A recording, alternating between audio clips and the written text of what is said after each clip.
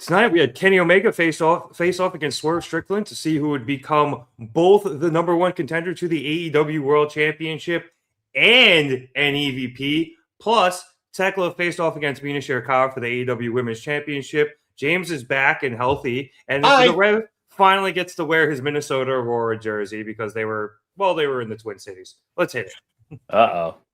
Yes, boy! French Toast is the exchange student that you have like a 3-week affair with. Hey, we can see that you don't have pants on. Somebody hit somebody with a pie. Do something.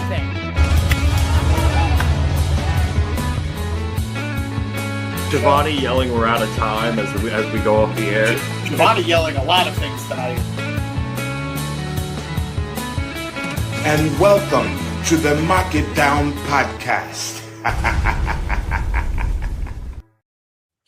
Hello, everybody. Welcome to another edition of the Mark It Down podcast. My name is Nick Cummings, joined this week by James Asante. I'm back. Yes, he is. Back here once again to review another episode of AEW Dynamite. We are now 2 weeks out from the last one, Revolution, as we head towards Dynasty in, I think, about 3 weeks now, maybe 2. April 12th, so yeah. we're But I'm bad at math. Yeah.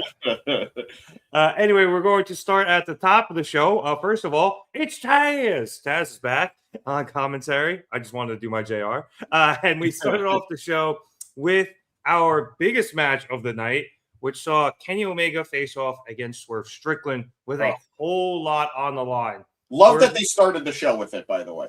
I was a little surprised, but as is tradition, Tony is a sicko and put his best match on first. Nuts. Anyway.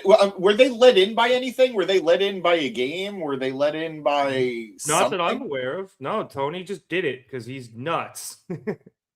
And I loved him for it. But as I mentioned, a lot on the line here. Swerve last week, Kenny last week challenged Swerve to a rematch where Swerve put up his number one contendership for the AEW World Championship.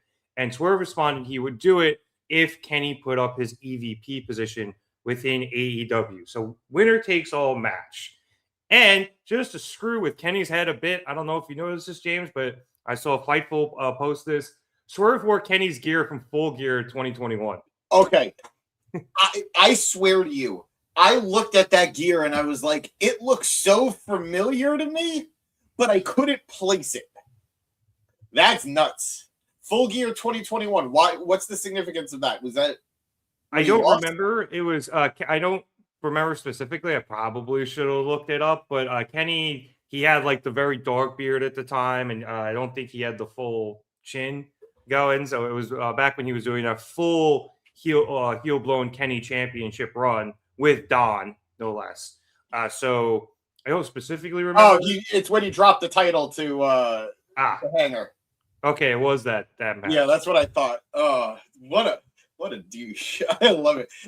It's weird, man. Like, I know we got to get into the match itself.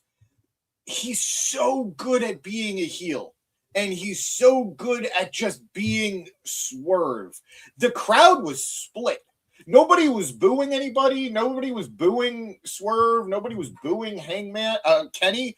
But, man, the crowd was, let's go Kenny, let's go Swerve. Yeah, definitely. Obviously, a lot of Who's House, Swerve House as well. I mean, look, as heel as Swerve is, and he will get booed when he does heinous things, but he is too cool to. He just is. Boo.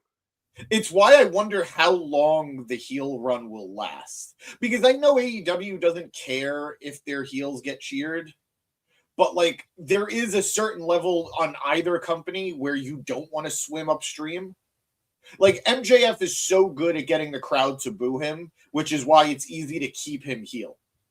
Swerve, like, I'm not saying he does a bad job of getting the crowd to boo him, but like the crowd just doesn't want to boo him. They think he's friggin' awesome.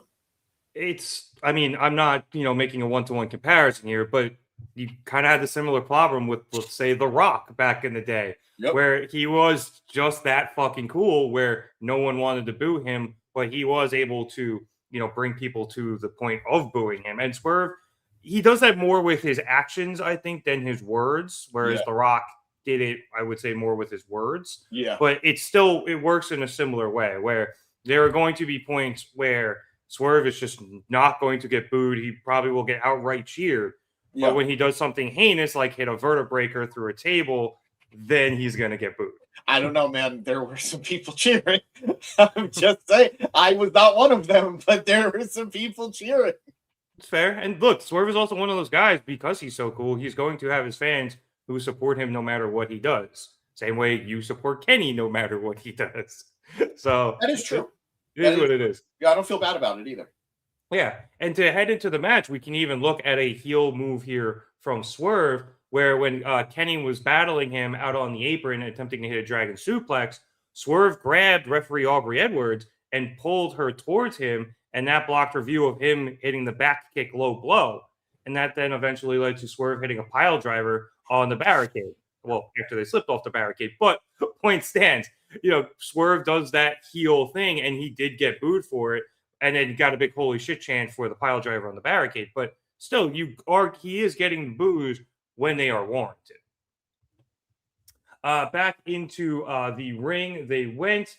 Kenny got hit with a powerbomb from Swerve, which was a lot cooler than I think we noticed because the camera angle wasn't great.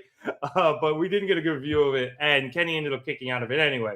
So then he reversed a big pressure into a roll-up, and then Swerve kicked out and hit a house call. Swerve then hit Swerve Stomp in the ropes as Kenny got hung up in there following the house call, and then he followed it up with a proper Swerve Stomp in the ring, but Kenny kicked out of that. A little bit later in the match, as Kenny started to make a comeback, the two of them battled back and forth, going between a one-winged angel, and then Swerve reversed that into a vertebreaker attempt. Kenny got out of that, got Swerve back up on his shoulders, and then Swerve gouged the eyes of Kenny and eventually hit the vertebreaker. But Kenny barely kicked out of it. I love it. Was just the shoulder. Yeah. It wasn't even like the arm shoulder. It was just it was such a great spot. It really was. Swerve then went up to hit another Swerve Stomp, but Kenny was able to get out of the way of it, and then popped up and hit a knee to Swerve as Swerve ran at him, presumably to hit a house call. Kenny then nailed Swerve with a proper V-trigger, and then finally landed the one-winged angel to win the match, obtain his EVP status, and become the #1 contender to the AEW World Championship. So, James, great return match here. Yes. I still feel like these guys have more in them. Well, I don't think this is it. I don't think this is it. But I don't want to take away, like, this still absolutely slapped. This was incredible. So I don't know if this is a hot take. I obviously very much enjoyed this match. I love that Kenny got a big win. I'm surprised that we got both of these matches on free TV. Yeah, right. It's nuts. I know a lot of that has to do with Kenny's schedule and stuff, but Tony being like, nah, I'm just doing it. I'm not waiting. God bless him.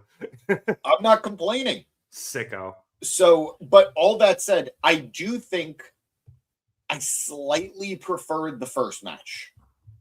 Like, I'd say the first match was first one of the season. There you go. Congrats. I got you. Yankees win. I'll save my big poppy for tomorrow. Have fun tomorrow, by the way. Yeah, thanks. Or I guess Friday for you guys, but yeah, thank you. So I'd say the first match was like a 5-star match. I'd put this at like 4.5, 4.75. 4.5, really. I felt that the pacing was a little bit better in the first match. I thought this was a little bit slower. Like, given the animosity, I thought it was interesting that they started with a lockup. I felt that it would have definitely been a little more aggressive out the gate. But beyond that aspect of it, I do think that there was just a little bit of sluggishness. I don't know if it was just, Kenny being gone for a couple weeks, needing to heat up again. But I still very, very much enjoyed this match. I loved Kenny kicking out of the vertebreaker. I love that little bit of storytelling. I know we talk about it all the time, and it's obviously so important with this specific move. But I love seeing people fighting out of the one-winged angel. Yeah, it's so good. Because if it gets hit, it's done. It's the one shot, one kill move, and seeing people desperately fighting out of it, doing whatever they can, eye gouging, which he did, trying to force Kenny's hand, which he did. So many different things to get out of it. I think it's, hey, not in the mood right now. It's a good win right now, Maria. No, don't put that up. Don't put it up. Get it out of here. It was a lot of it adds to the intensity, it adds to the drama, because there are matches Kenny doesn't hit the one-winged angel, and those are matches he loses. Almost always, yes, but it's very rare he wins a match without the one-winged angel. Like, yeah, he'll get the occasional win with a V trigger, but it's not like it's not super common. So it's at least, I'm going to say, against super top guys like a Swerve. If he's faced off against other people who are definitely lower than him, and he has won with other things. This is what I'm going to say. When he beat Sonny Kiss, he did it with a one-winged angel. Well, that was also the tournament when he was turning heel, right? Yeah. So yeah. But my point is, he was just being a dick to everybody. But all that said, I really, really enjoyed this matchup a lot. Kenny, he says it in the promo later against a certain someone, but it does feel like he's close to 100. Maybe he's not. Maybe he's at 85. Maybe he's at 90. But Kenny Omega's 85 and 90 is still better than 85 to 95% of the wrestlers in the world. So I thought this was a lot of fun. Swerve is just, I know I keep saying it, but he's operating on a different level as a heel. He feels so much more at home as a heel. He feels so much more comfortable as a heel. And this really, like Taz said it and he hated saying it, but like it's true. This really did feel like it could have gone either way. Swerve with the EVP power is super enticing. Right. It's something that from a long-term, like long point of view version of this, it might have made more sense for him to win. But them doing Dynasty in Canada, it felt like obviously Kenny needed to win. It felt like Kenny was the guy to face MJF at Dynasty in Canada for the World Championship. Yeah, which is the only reason I think last week I was leaning Kenny, because in a vacuum, this could go either way going long term. You have to literally look at the site where the pay-per-view is to be like, yeah, it's probably going to be Kenny. Yeah. Because like it is incredibly intriguing, a heel Swerve, someone who we've never seen had these powers before, or we've never seen anybody outside of a member of the Elite have that type of power before in AEW. Seeing someone else with it would be incredibly intriguing to watch. It would, especially Swerve. So especially a heel Swerve. Yes. So no, what's happening? This chat baseball season. My God. So yeah, really fun matchup. I don't think this is it. I think this is going to be a trilogy. And I do think, we'll talk about, the logistics of Kenny versus MJF in a moment, but I wouldn't be shocked if Swerve got involved in the match and cost Kenny the match. I know I would very much love the main event of Allin to be Kenny versus Ospreay for the title. But I get if that doesn't happen. And I'm preparing myself that that's not going to happen. So I think Kenny challenging for the title in Canada is the right move. I personally would love for him to win it. But while I do think he's got a second world title run in him, I don't think it's this year. I think it's at best end of 2026 or early 2027. If they are going to do it, I've said this, I would think the sooner the better before Kenny starts to really slow down. Because I think Kenny can still hit everything, but he's just, I think, a step slower, maybe even half a step. Yeah, I was going to say even half a step, but I agree. I do agree. I think that one of the realities is I think his contract is up in 2027. And while he hasn't necessarily indicated that this is his last contract, it's probably his last full-time contract. Right. So I could see him having the title to the end of his contract and then renegotiating where they're going to go from there. But we're also talking very long term. We're talking a year out. That's something else. Yeah. Either way, I'm very excited that Kenny won this match. Those V triggers were hitting. Those kicks from Swerve were hitting. Swerve doing the finger gun to Kenny's head was just, oh boy, oh my God, you're calling for trouble and you're gonna get it. So just a great bit. I love some callbacks to the first match, like Kenny kicking out of the Swerve stomp. Kenny, obviously the vertebreaker being a big part of it. So I think they told a great sequel here. Yeah, and just to bring it back to Kenny and what I was mentioning before, Kenny's body type has also changed. He has to work out differently, I would imagine, following his surgeries and stuff. So that's going to, I think, change the dynamic of how he hits his moves. He's not going to hit him quite maybe as with much speed, but a little bit more power. Yeah. And that's not necessarily a bad thing. You're just seeing a slightly different Kenny Omega than the one but the one you remember. Can I give you the nerdiest comparison I can give you? Sure. This is the difference between Anakin Skywalker and Darth Vader's style. They're both really good, but one guy is a lot more one guy is much more of a showman, and one guy is way more power. Yeah.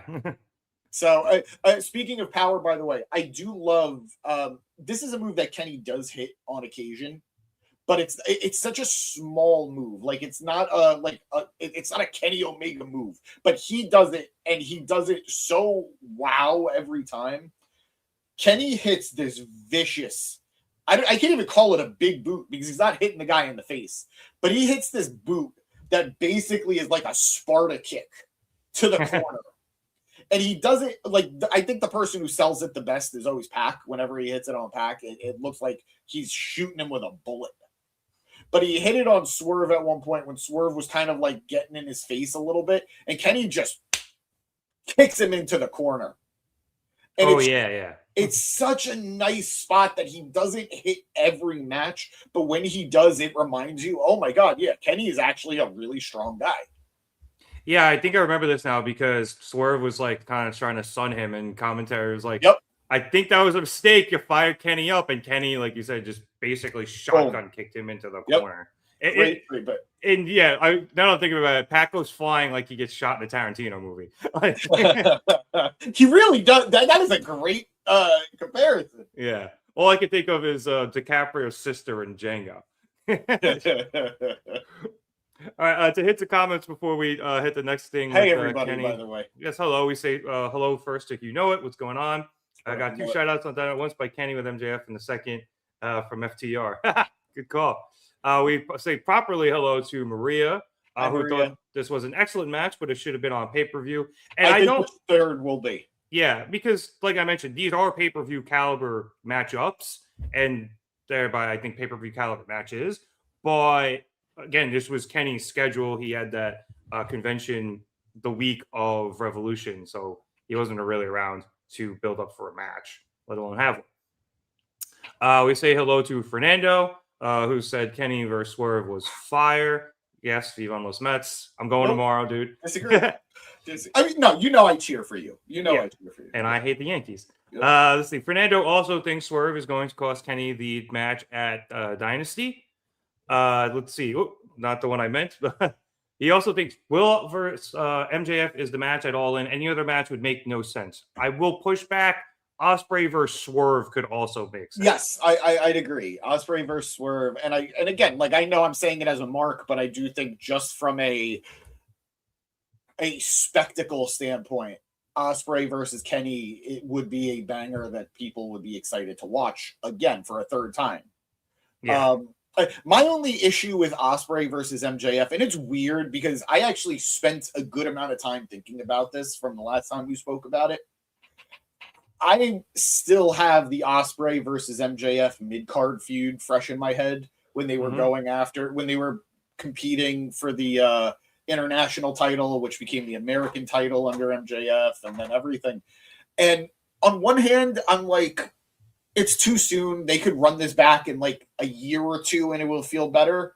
But if you look at the timeline from like the original Rock Austin or Rock Triple H, or even Austin Triple H, and then jumping that into the main event of Rock Austin and Rock Triple H, there was only a year or two difference between Rock going for the Intercontinental title against those guys to Rock going for the WWE title against those guys. Yeah. So I guess it's not that much of a difference, but I don't personally need Ospreay versus MJF at the moment. I wouldn't poo-poo it. I wouldn't say I won't enjoy watching it, but it's not something I'm clamoring for this All In. Yeah, I'm the same way. Although Maria makes a good point here. Ospreay's just gonna win that title Yes, at all, I no matter agree. who the champ is. So yeah. I agree. It would be interesting though, because if MJF wins, I think he'll be the first person to main event multiple All-Ins. He did the first one against Cole. Mm-hmm. The second one, who did the second one? Was it Oh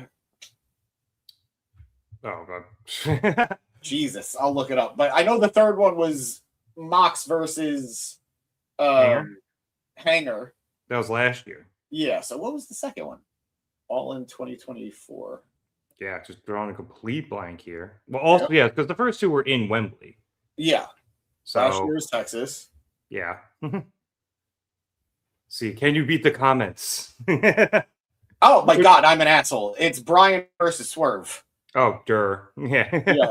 Yeah, wow. Shame on me. Yep. I forget that was All In. Weirdly, yeah. Yeah, like I vividly remember him winning the title. I vividly remember him winning like the reign. I just forget sometimes that it was All In.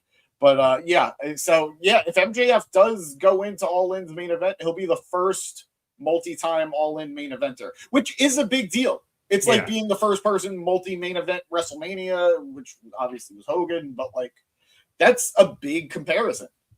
Yeah, I 100% agree. You know what? I see your thing in there, and I'm not taking the bait because James will spend the next 20 minutes talking about it. Ooh. Oh, hey, okay. It's a different podcast. That second comment is nuts. How dare you? How dare you? We are that. We'll skip it. But I don't like it. Give him prep time. There's a batarang for everything. There's a pouch in the utility belt for Moving on. A little bit later in the show, following before commercial, a highlight package of MJF versus Hangman in the Texas Death Match. We had MJF come out for a promo. And honestly, fairly standard fare here from MJF. He went out, he demanded respect from the crowd for being the AEW World Champion. He rubbed it in that our anxious little millennial cowboy can never, and he said never like 10 times. Ever go for the World Championship. Ever again. Yep. And he also mentioned that he hanged the hangman and said some may say it is an easy dub. He then gets to the facts, and he says he still holds the most important championship in all of professional wrestling, which is also the highest honor in professional wrestling. And there's no one that deserves it more than him because his name is Maxwell Jacob Friedman. He's better than you know it. And just because he wants to double up on his catchphrases, he also deserves it because no one is on the level of the devil. And then the music of the victorious Kenny Omega hits, and he comes down to the ring, and they had a bit of a stare down. And then Max is like, "Can I help you?" And Kenny goes over and grabs a mic, and he says he's been listening to MJF saying he defeated the greatest AEW champion with ease. He's now thinks he's the greatest champion, and he's been calling himself the devil. Meanwhile, Kenny's been called things such as the best bout machine and, more importantly, the god of professional wrestling. But he has mentioned this before, and he says it again. He was never so arrogant to call himself a god. But if Max wants to call himself the devil, then maybe he will call himself a god because for every evil, there is an equal good. He says that every time Max has a match, he takes weeks to recover, while Kenny goes out there and continues his fight as much as he can, sometimes against medical advice, and that sometimes costs him. So the last time they fought, yes, MJF was better than the 65% to a 70% Kenny Omega, and Kenny can admit that. But now that he's back, whoo, and I quote, whoo. Kenny says that he might not have been able to beat Swerve on the first try, but it taught him a valuable lesson, and now he won't fall for any of the bullshit that MJF might throw at him. And now that he's 100%, Kenny says that he is better than Max, and not only do the people already know it, the bigger thing is that MJF knows it too. So why don't they go ahead and make this official and set up the title match for Dynasty? Kenny offers his hand. MJF is like, you want to have a title match with me at Dynasty? He's like, yeah, dude, that's what I said. And yeah. MJF is like, you're on. But as for shaking your hand, and then he just drops the mic and walks out. So Kenny's just laughs at the fact that MJF doesn't have any manners, and he figures everyone's already heard enough of MJF's catchphrases anyway. So instead, they can do some hits, and he sends the crowd home. Not home, but he sends the crowd away happy. So surprisingly, James, MJF didn't do a lot here. Kenny was the one doing the heavy lifting on the microphone. Obviously, I think MJF will have quite ample opportunity to retort. Next week especially. Yeah, but Kenny held his own here, I think. Obviously, MJF just kind of did his thing, but Kenny came out and cut a very good promo in challenging MJF for this title match at Dynasty. No, I very much agree with you. So does Maria. Pretty good promo from Kenny, according to her. Yeah. Especially, again, Kenny's not known as the best mic guy, but so I can't have fun with it like this. I have learned something that I didn't understand a long time ago. There are different types of good promos. I used to think there was a right way and a wrong way to cut a promo, and I think for the most part that rings true in some sense, but I personally love the way Will Ospreay cuts a promo, and Will Ospreay cuts a promo very differently than the way MJF cuts a promo. I love the way Cope cuts a promo in comparison to how Christian Cage cuts a promo. What an asshole. Two very, well, in that instance, four very different styles of promo work, but I can appreciate them all in their own way. The moment Kenny leaned into being a non-serious anime character, everything really just unlocked for him. His peak promo ability is Kenny Omega in New Japan, leader of Bullet Club. I am a heel. I am an anime villain. That is his peak. And we're never going to get there again just because of the audience that he's doing these promos for. But he's still delivering that promo just for who it needs to be delivered to now. He mocked MJF the entire promo. And he did it in a way that very few people would be able to get away with. His style made that work. It's another person who's very similar is Bryan Danielson. Bryan's promos are an anomaly because they go against what makes a good promo, but his personality shines through in his promo work. So Kenny, I think, did great here. I love the point that he made, and it adds to the discussion.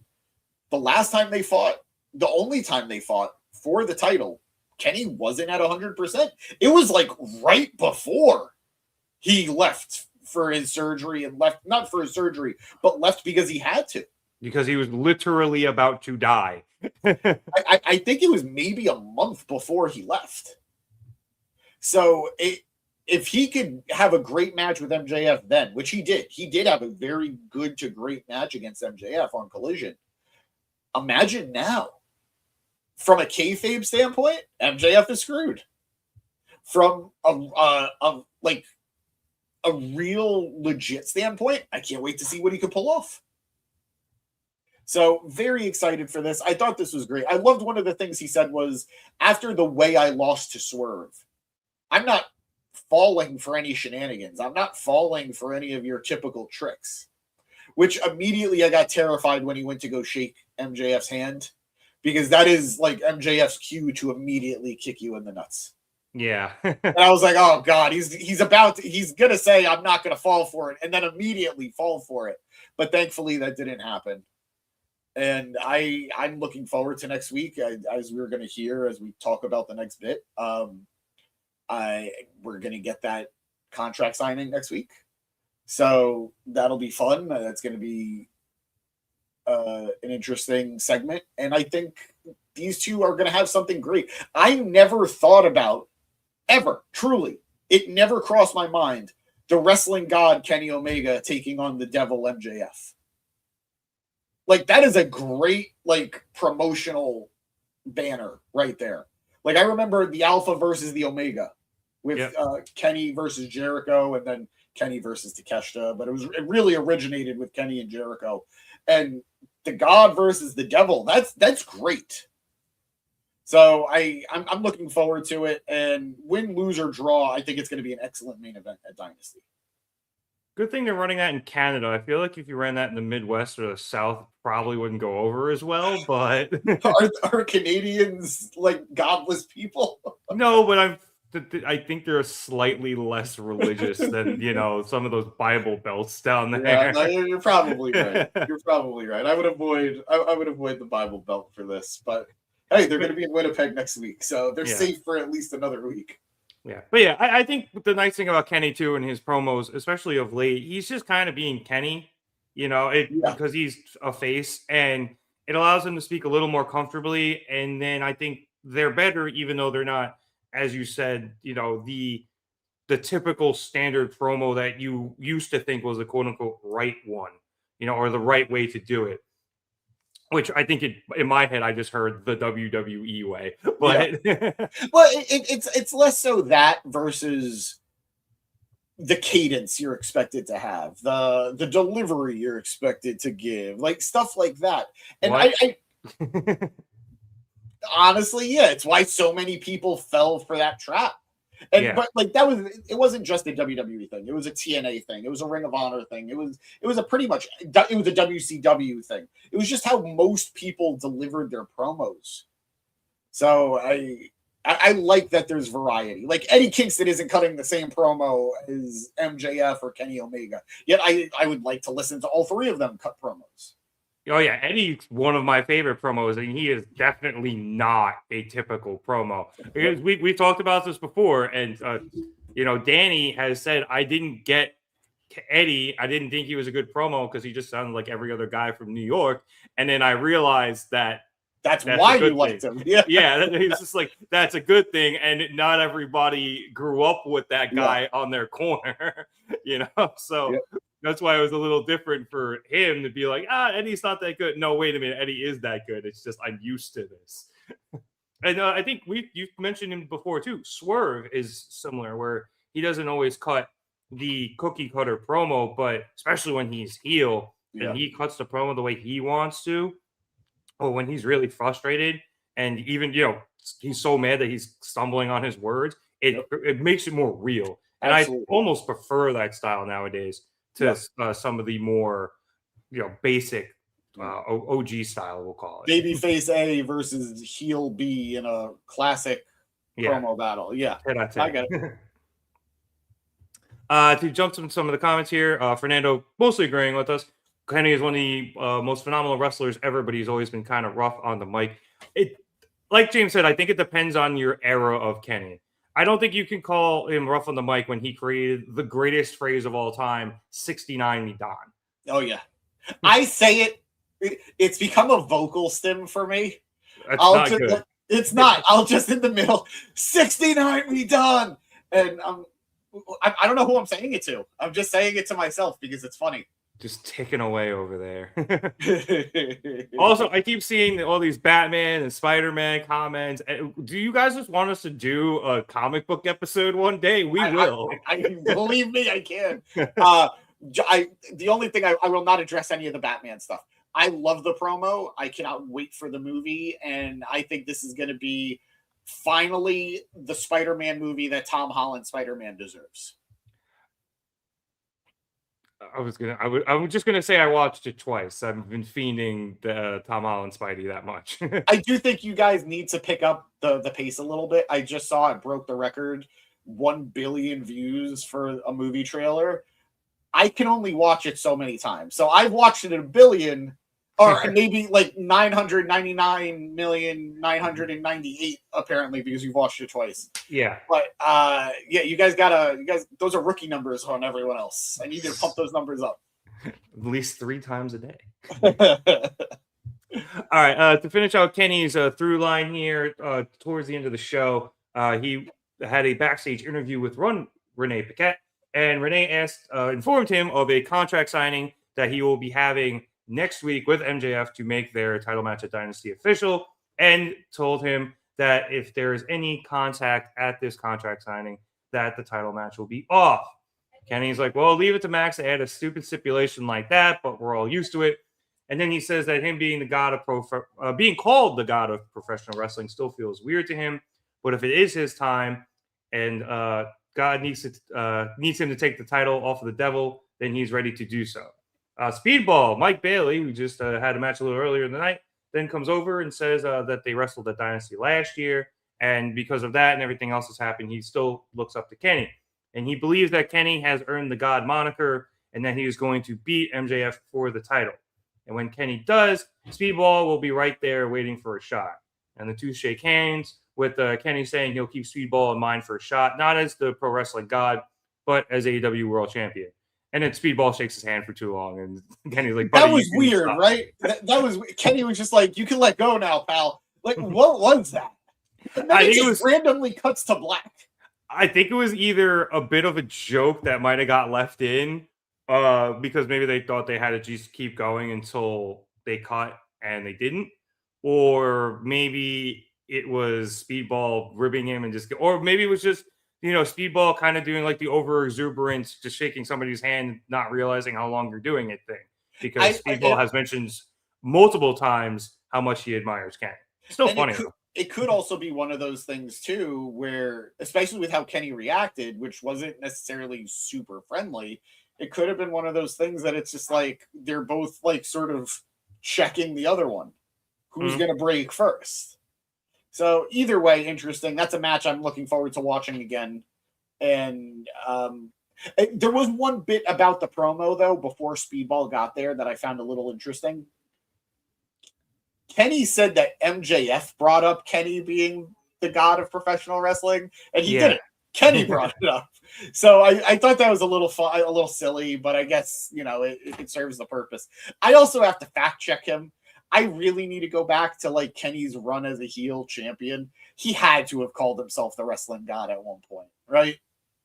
I know Don usually said it course. for him, at least in AEW. I don't know when that moniker started, whether that was New Japan or AEW. I mean, it started in WWE when JBL used to call himself that. But fair enough. I think it was AEW, and I don't think it was anything in New Japan. So then it was probably Don. I mean, he was Kenny by God Omega before AEW, I would think, but that was also probably Don as well on commentary, at least. Yeah. So, yeah. Maria thinks Speedball was just starstruck, and I mean that way as well. That's what it felt like to me. It with an interesting thing here. The EVP stuff should have been with MJF. Could you imagine him with all of that power? GM MJF would be fucking insane. So I agree that'd be interesting. My only not problem with it, but I think the only issue that you run into with MJF in that position is Swerve would do it to be creative, to get himself into a better position, as opposed to MJF, who's already in that position, and his whole thing is he doesn't want to work. Swerve has no problem, heel or babyface, wrestling and putting on a match and showing how good he is. MJF doesn't want to. So when you have MJF who has that power, you're going to run into an MJF who's just going to keep saying, I'm just not going to work this week, and I don't have to because I'm EVP, and I decided I'm not going to. Yeah, I'm EVP. I'm not having this title match. Yeah. And then was Tony going to do override him? And if he does, which he could, the problem then becomes, well, Tony just overrides him on everything. So what's the point? Yeah. So I get it. It would be an interesting idea, but you can't do it while he's world champion. I also hope that because they've introduced the stipulation now, next week doesn't have MJF being like, well, I want a shot at it too. Yeah.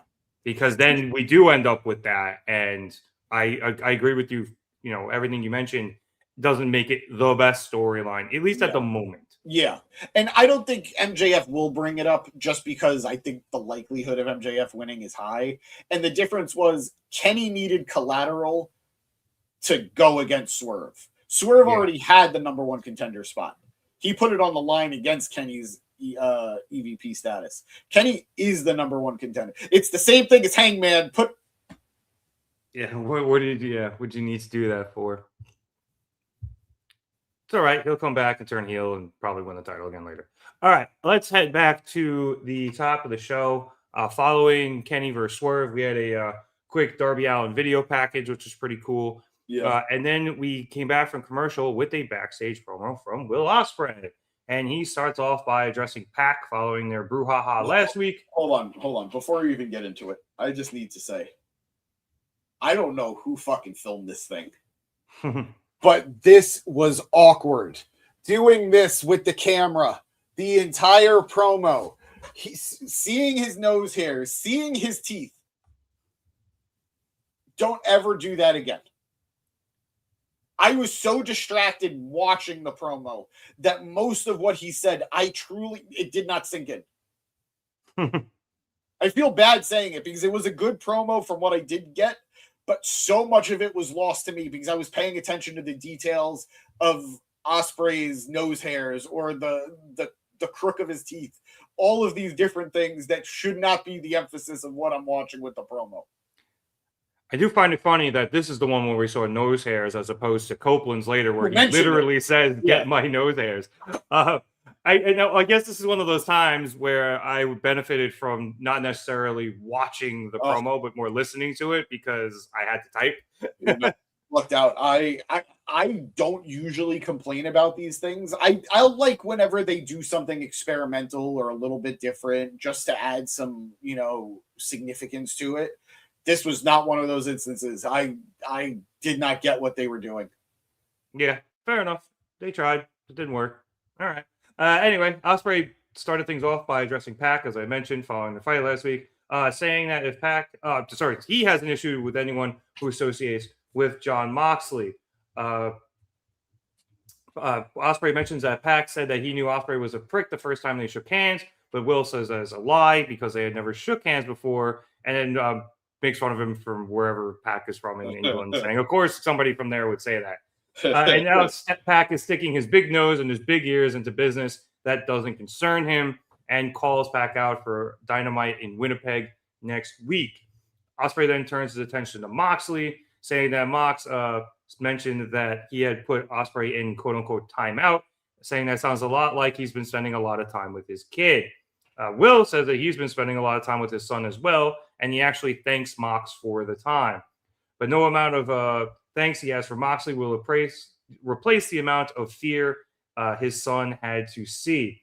Mox may have had his reasons for snapping his neck in front of his family and his country, but for that image and the fear alone, he is going to alter Mox's life, calling Moxley out for a match at Dynasty, saying, I want you at Dynasty, motherfucker. And then that Ospreay versus Pac match later gets made official for Dynasty next week.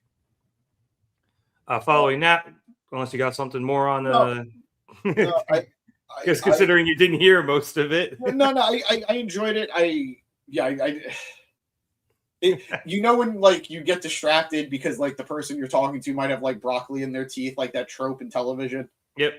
That's what I felt like watching the promo. But what I did get, I liked. It's interesting to see a more serious Ospreay. Even when he was serious in the past, there was always that Will Ospreay jovial attitude about it. That's not there right now, and I think that's an interesting play. Yeah, he's alpha blood. Yeah, no doubt about it. Just two comments real quick. Fernando saying Hollywood Hogan started calling himself a wrestling god, and I heard Kenny say it a few times as the cleaner in New Japan. Okay, so it might have originated for Kenny in New Japan. That's interesting. It's saying he feels like James hates all my ideas. I like the idea. I just think the timing needed to be played out a little bit better. Bro. All right. All right, following that, we went into our Death Riders match. It was Moxley, Garcia, and Shafir facing off against SkyFlight, the hometown boys of Top Flight, and Zeyda Steel. A pretty good, mixed trios tag. Mixed trios tag match. Dante accidentally hit a blind enziguri onto Marina to make a hot tag, which was fun. Yep. And then later in the match, Top Flight hit a combo move onto, I believe, Garcia. Yeah. And then they went for a pin, but Wheeler Yuta jumped up on the apron to distract the ref from making count. So then Christopher Daniels went over to pull him off, and they got into it, and CD ended up eating a Busaiku knee, but then Wheeler got taken out by a tope from Seal. And then back in the ring, Garcia got Darius into the Dragon Tamer, while Mox and Marina fought off Dante as he tried to hit a springboard to break up the hold, and that included Marina getting him back with an enziguri as well to knock him to the floor. Yep. Mox then turned around and hit the stomp onto Darius as he was in the Dragon Tamer before Garcia pinned him for the win. After the match, Moxley got a mic to respond to Ospreay, saying that it isn't nice to say mean things about people on TV. He says he knows Ospreay is very upset right now, but whatever issue Will has with them, he should just know it isn't personal with them at all. And if Ospreay wants, and I quote, a big fat grudge match at the pay-per-view, unquote, he's got it. But he better not let his mouth get him in trouble between now and then. So looks like we're going to get that match. I'm not sure if it was made official or not. And they did mention the title being on the line, so we'll see what happens there. But just a fun match, James. Shout out to Tony putting Top Flight on in, I think they're technically from Minneapolis, but, in the Twin Cities. And I like the mixed trio stuff. I thought it was a lot of fun. Yeah, no, I did too. I think the most exciting aspect of this match for me is just seeing Marina facing different people. For so long, she was in the bubble of Tony and Mina and Megan Bain and, I guess by extension, Willow and Harley. So it's nice to see her spreading her wings a little bit with the other women. I'm having a little bit of whiplash when it comes to all of it. I don't think Mox is actually acting anymore like a heel. He's just being more of a dick.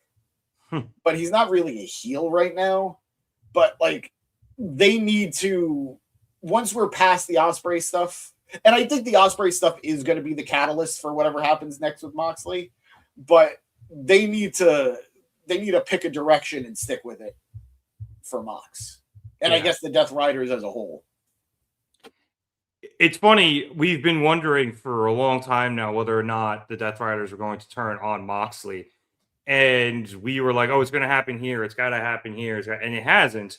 And maybe it's just because they've been holding on to it for Ospreay to return. Maybe. And honestly, that's probably it. Yeah, now that you bring it up, I think that makes a lot more sense in my head because we've been sitting here why have they not done it? And that's it, because you can't have a face Moxley face off against a returning face. Yeah, Ospreay. It just doesn't really make a whole lot of sense. And I think also too, if you look, and I know he's never really participated in this in general, but you look at the post-match celebration, and you have Marina, Wheeler, and Garcia doing the soccer. It's more of a soccer thing or a rugby thing, I think. That celebration, which is something Claudio, I think, brought in to the Death Riders. Moxley's on the outside of it. Now, I know, like I said, he doesn't participate in it when they do it before a match, but still interesting. Yeah. They seem to be, everyone else seems to be becoming a lot closer as opposed to Moxley, who just kind of sits at the top. Even Marina and Mox, it doesn't really feel like they're the pair that they once were because Marina is going off and doing her own thing a little bit more. Yep. So it is interesting. By the way, we didn't really talk about it. Claudio dropped the CMLL title. Ooh, did not see that. Hechiseto. Cool. Yeah. I mean, I'm hyped for Hechiseto. We love him here at the pod, and I just love him personally. Interesting. I don't know if Claudio's a heel or a face in CMLL. It gets a little tricky sometimes when you go down there. I think he was more of a heel. I don't know, actually. Well, because Hechiseto is definitely a heel, but a CMLL guy facing off against an AEW guy, I could see him getting cheered in that match. That being said, very interesting that he drops it to a Don Callis family guy, somebody with whom they've been feuding for a while now. I don't have the effort or the energy to get into the Don Callis family dynamics right now, but yeah. So all in all, this was a fun match. It was nice to see Top Flight. I haven't really seen them on Dynamite in a minute. Yeah, they're Collision Cowboys. Yeah, and Ring of Honor Riders too. I think the thing is, one, we're Scorpio Sky. That's a big thing with a lot of these acts that get more time in Collision or Dynamite. Sometimes things just happen and we have to like play along with it. Like Leo Rush is all of a sudden a little gremlin running around. Yeah, he's fucking Gollum. I don't get it. I'm not crazy about it. I'm sad that Crew is over. But like it just, things are happening. And I feel like the same thing happened here with this group. It's like we're Scorpio Sky. Zeyda Steel replaced Layla Gray. Yeah, she joined Crew, if I'm not mistaken. Or she either joined Crew or Shane Taylor Promotions. I can't remember which. I think it's Crew. But I will double check that. But yeah, now Crew's seemingly done. I don't know because that didn't happen on Collision. That started at the pay-per-view. Inexplicably. With no explanation. So it did get followed up on Collision, though. It did get followed up on Collision. He wrestled, I think, Ciampa. Yeah, but I don't know if he has really explained his character shift or what happened with Crew or any of that. It was apparently a character he was kind of working the indies for a little bit. But I could say no matter what, run the character. I'm all for it, by the way. I know we're tangenting a little bit here. Leo, run the character by, do your thing. That weird freaking like running, like galloping thing you're doing, don't do it. It looks so weird and not like it looks like anime kid running with their arms behind them in the schoolyard kind of thing. Like, don't do it, dude. Don't do it. But anyway. Yeah, I'm trying to see if Layla is still in. I'll look her up. You keep going. I am, and it says she still is, but I thought like they alternate. We get Zeyda Steel some weeks, we get Layla Gray other weeks. Hey, I'm not complaining. Having multiple women in a stable is pretty cool. I agree, but maybe have them both at the same time. Yeah, and I know. Like, they don't. I think this happens a lot of times with SkyFlight in general, though. They don't have everybody come out with each other every single match. Yeah, even on Collision. It's mostly who's ever wrestling ends CD. Yeah, I don't know. Just there you go. Maria's got a couple of good comments here, calling Moxley the Loki of wrestling, being both the hero and the villain. I kind of like that. Not Loki, the wrestler. Yeah, I was gonna say, Loki, the Marvel character. This is a very comic book heavy week, and I really appreciate it, guys. Thank you. Look at all of us nerds. Maria also said Marina has paid her dues. I would think so of late. Yep. She has drastically improved both in the ring and on the mic. Yep. And she also dislikes Leo Rush's new character. It's weird. It's supposed to be weird. And I'm good with weird. But there's got to be a reason for weird. You can't just be weird. Yeah, and especially too again because he was in in Crew, who I swear picked up somebody and I don't remember who it is. I'll look it up. Keep going. All right. Following this, we had a quick Young Bucks promo package where they basically just said the same thing they've been saying the last few weeks, and they want the tag titles back. That led to Speedball Mike Bailey versus Rocky Romero, which was pretty quick. It was under 3 minutes. It ended where Rocky did his soccer celebration, and now that it's become a meme, he's going to run it into the ground a little bit, and every time he does it, something goes bad. So he gets up, Speedball hits a time adventure, knocks him into the corner, hits another time adventure, and then goes up and hits an ultimate weapon and beats him in, like I said, about 3 minutes. Yeah. No, Rocky is exactly in the place he should be. Yeah. Like unless he's teaming with Trent, and they're going to maybe get something there. He's a great enhancement talent. He's a great fall guy. Yeah, and honestly, he's good on the mic too, for whenever he needs to promo with the Don Callis family. And he's very much helped with the talent exchange. Oh, yeah. between New Japan and I think even some CMLL stuff too. He's a man who's wearing multiple hats, and they all fit very well for him. Yeah. So bravo on him. Good I always showing love for Rocky. Speedball.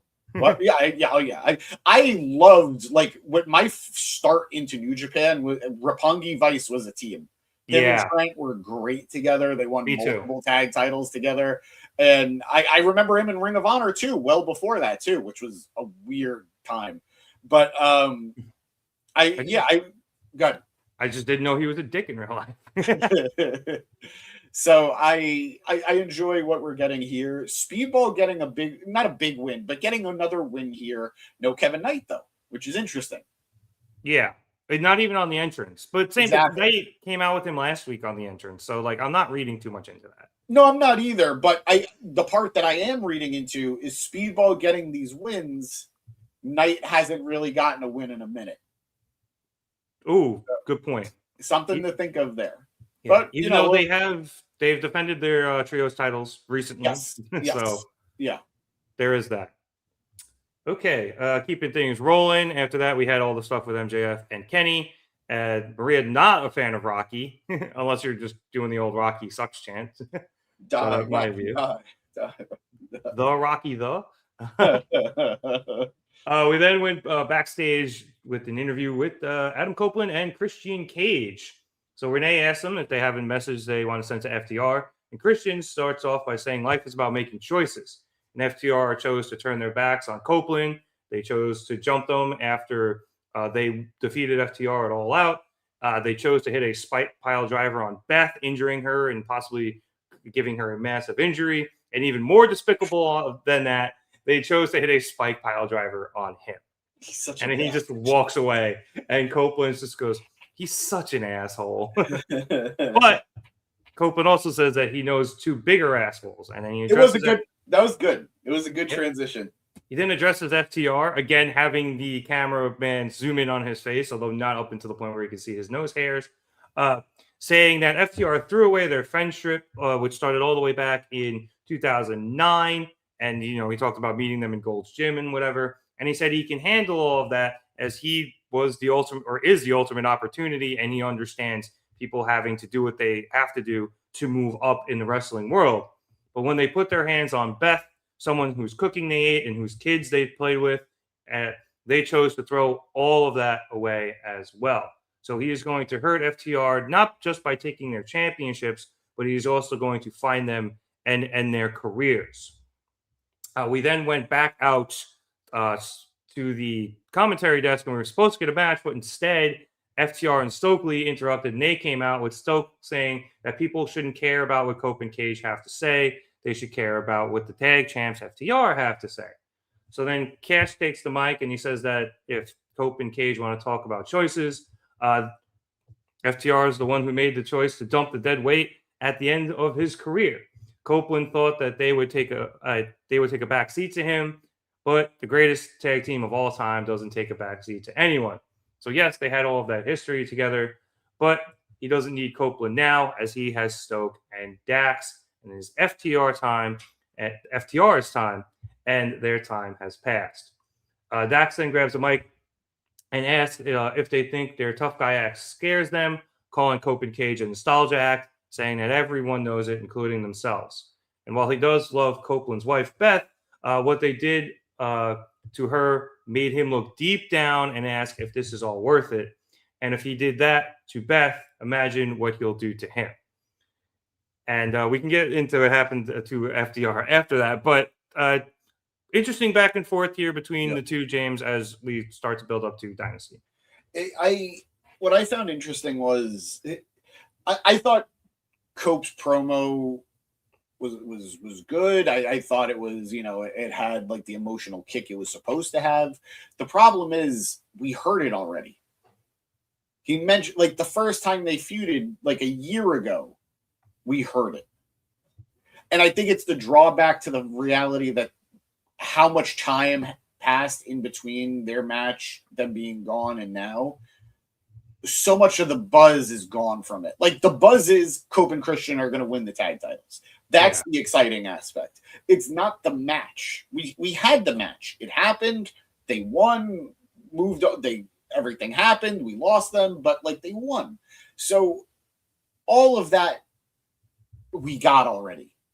So I did kind of appreciate FTR, specifically, who was it? Cash, just straight up saying, I don't care. I don't care that I was with that I ate food from your wife, that I lived in your house, or your dumb kids, which, wow. But these two, Stoke, Dax, these are the people that I care about. These are the people that I need. I don't need anybody else or need anything else. He's a heel. Good. You know, he's acting like an asshole. I think what he delivered was better simply because I don't care. You know, brush off. So it was a fun back and forth between both. Cope doing what he needed to do, Christian with I saying less, getting more done, in my opinion. Oh yeah, he is very efficient with his words. We saw that not only tonight but last week as well. Yeah. And, you know, I think Cash did great too. And I feel bad because I feel like their title reign was consistently overshadowed by, well, we're just waiting for Cope and Christian to come back and take the titles. Okay, this Young Bucks match, it ended up being an absolute banger, one of their best, but there wasn't a lot of excitement going into it for most people. So that was a good comment. So I feel bad that FTR's reign never got the traction that I think it could have had, but they've consistently delivered throughout this reign with Stoke, in my opinion. So it'll be sad to see them lose it, but I'm very happy that the tag division is going to feel like it's getting a jolt of energy with this Cope and Christian, most likely title win. Yeah. You know, part of me almost wishes that after Cope and Christian got the win, that FTR, when they attacked them, if they just wrote Cope and Christian out, like big injury, and they were gone. Because we knew Copeland had to leave. He had to, his filming engagements. Word was Christian also went and got some surgery. Yeah. I think that's actually what delayed it in the end. Yeah. Yeah. And I'm not entirely sure that was confirmed, but that was the rumor. Yeah. And I think there would have been a bit more juice to all of this had they just had FTR, take them out in kayfabe, so that when they came back, we're not just rehashing the same stuff. We got you, but then you guys just took away. We could have made a run for the tag titles, and you guys took away that time from us. A time that we're not only on borrowed time, but we don't know how much we have left. So fuck you guys. We're going to take the titles from you now. Yep. So I think that would have given this a bit more of a new wrinkle, as opposed to, like you said, rehashing everything that led to the first match back at, I think it was All In or All Out, or wherever they. I think you hit it. I think you nailed it. Yeah. I mean, hindsight's 20/20, but. Yep. Okay. Following that, we had our next match, which saw Conglomeration members Orange Cassidy and Roderick Strong, who is now officially part of the Conglomeration. Maria, yes, that is absolutely happening. I don't know if it's happening at Dynasty or at All In. I think All In, though. Chairs, ladders, and tables. Only there's got to be a better way of saying that. It's one of those things where we've just said tables, ladders, and chairs for so long that saying it in any other order just sounds weird. I agree, but I don't know if we can say tables, ladders, and chairs in AEW. Yeah, but it's like saying jelly and peanut butter. Like, no, it's peanut butter. No, I agree. I was saying it because I don't think AEW can legally have a TLC match. Yeah, probably not. They'd probably just call, like a no DQ or something, and then they just do a tables, ladders, chairs match. I mean, you probably just make it a ladder match and then have. Oh yeah, or that too. Yeah, yeah. Make it a ladder match. Duh, I forgot TLC actually was just a ladders match with other weapons. There's like one or two instances that it's not a ladder match. That it's just all these weapons are in play. CLT. Oh my. So fun fact, that is the airport code for Charlotte, and the Hornets for their City Connect jersey or whatever they call it, City Edition jerseys in the NBA. they put that on the jerseys. And everyone just could not stop laughing. They only had it for a season. That's funny. The more you know, kids. Yep. All right. So, as mentioned, the Conglomeration was facing off against the Dogs. Now, at the end of FTR's promo, they started to leave, and Orange's music hit, and Orange and Roddy came out. Roddy went straight for the ring because, he's just all pissed off and whatever. But Orange kind of is sauntering down. He ends up face-to-face with Stokely, and Stokely kind of gets in his grill, and Orange just puts his arms out like, okay, bro. So FTR come over and shove Orange. And then Roddy doubles back, and he comes up, and there's a bit of a shoving match. But the referee cord breaks it up, and everyone goes to the back. And everyone who has to go to the ring goes to the ring. But interesting little tidbit. And that actually led to the Dogs entrance, which is sick, by the way. I like that a lot. They get that camera angle from the other back, side. Yeah. Which was really funny because they accidentally also showed Stoke coming in.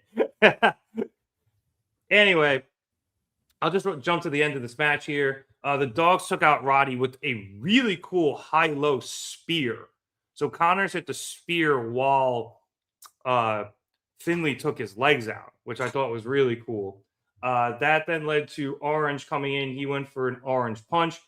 Connors ducked it. And as he came down, Cassidy tweaked his knee.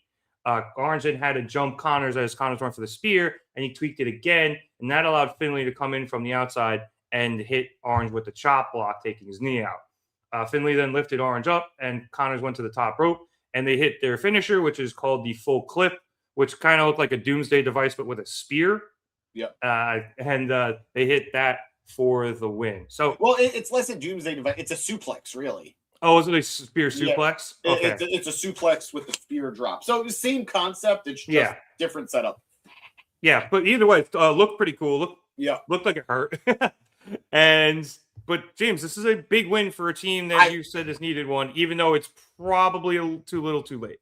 I am so confused and frustrated and annoyed with this booking. On one hand, I've made it clear for several weeks. I have not appreciated the fact that Clark Connors immediately got turned into the low man on the totem pole simply because they needed to make Dave Finlay's entrance feel like a bigger deal. And then the two of them, it was Gabe Kidd and Finlay got the win. And I'm like, okay, you're immediately saying Connors is the weak man here. I think he was even the one who got pinned in the trios match. Think so. So all that for him to get the win here without Gabe Kidd and for to be the one to get the pin.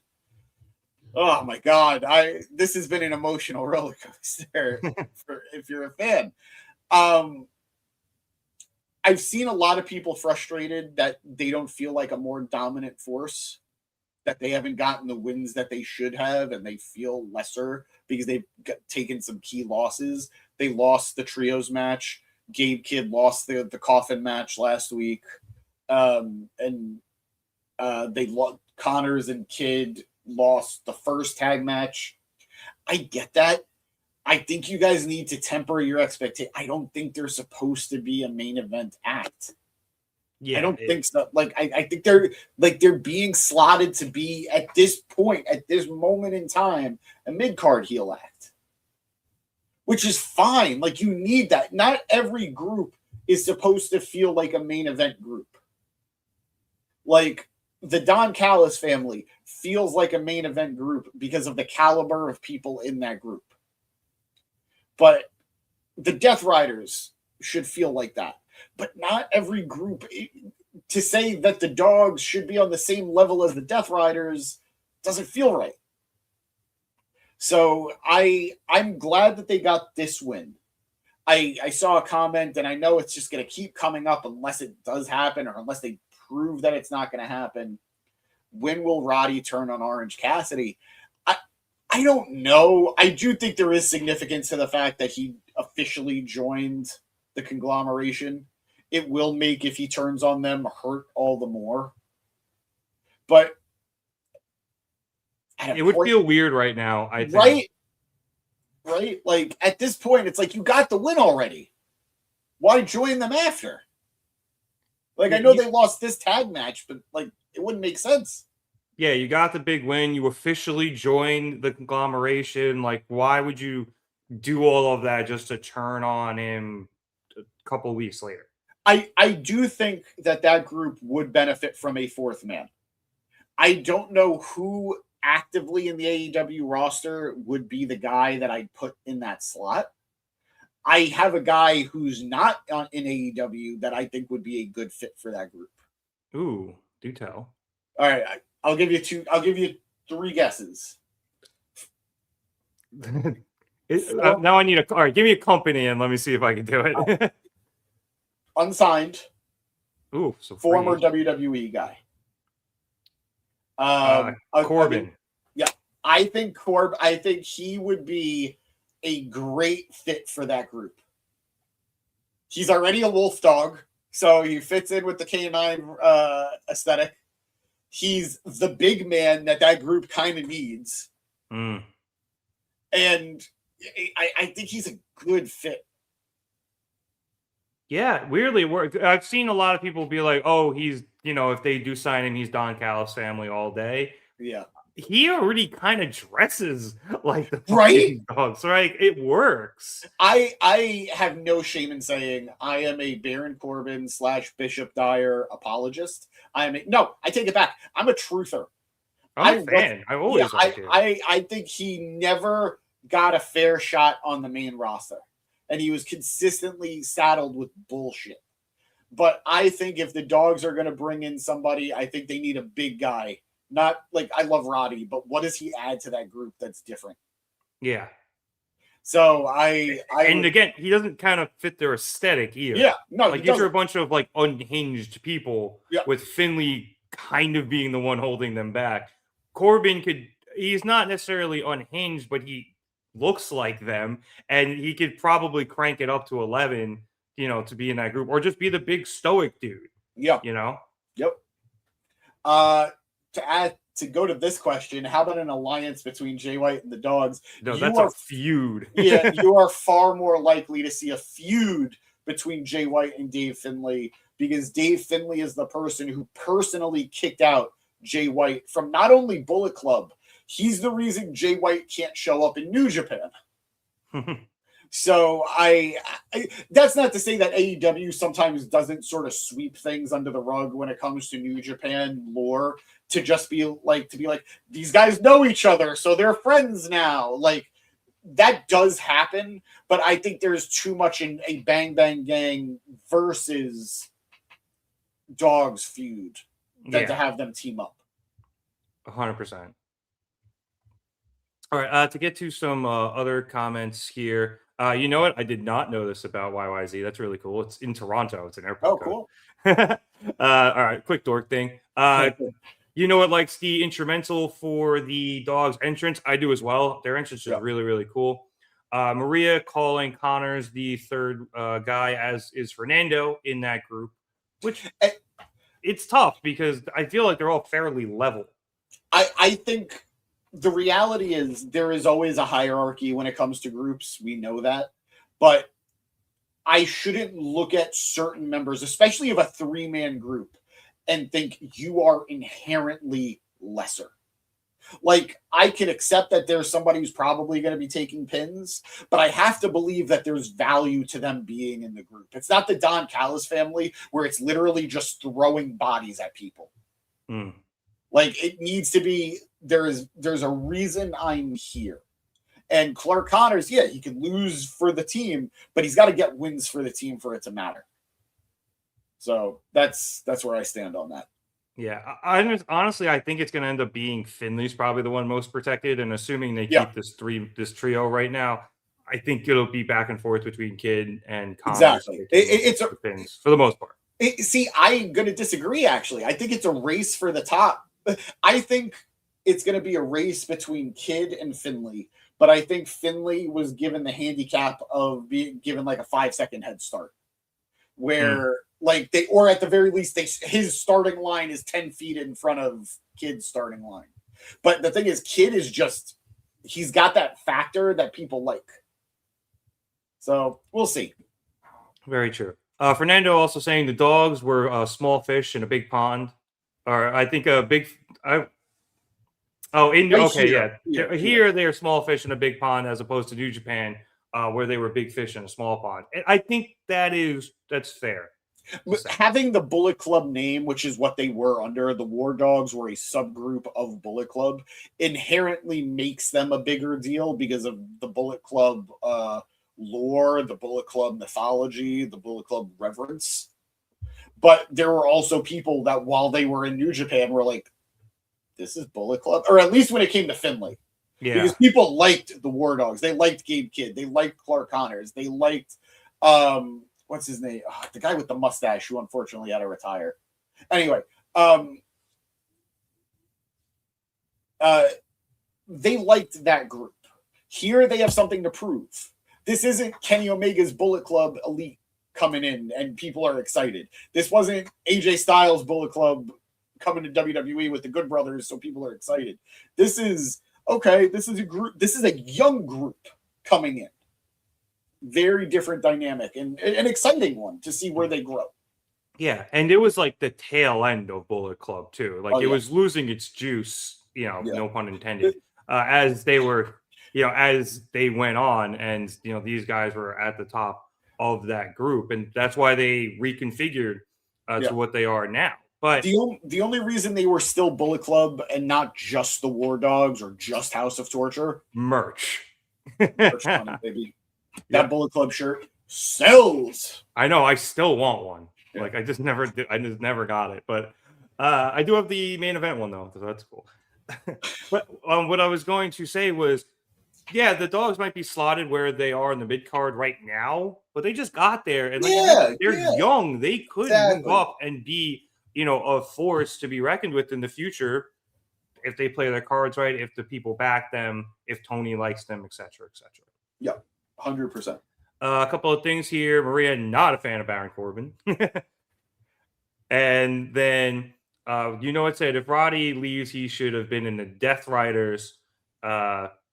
He would oddly fit. I think Roddy would have been in the Death Riders if he was to turn heel. But that has passed at the moment. Also, it said Orange should be the one to turn on Roddy. That'd be hilarious. Not even to join the dogs. He's just like, you're kind of a dick. I'm done with you. Yeah. That would be funny. We've discussed Orange turning before, and like I've said this, it's doable, but he's such a good character as he is now, and he's so over with the fans, and he's great with the media. It's tough to turn a guy like that. Yeah. Ooh, Maria, good debate. Better shirt, NWO or Bullet Club? I'm willing to say, all right. I can only speak to my experience because I was just a little too young for like the main run of NWO. I have never experienced a wrestling camaraderie the way I did with Bullet Club when those shirts were being sold at Hot Topic and like the Elite were the Bullet Club at that point.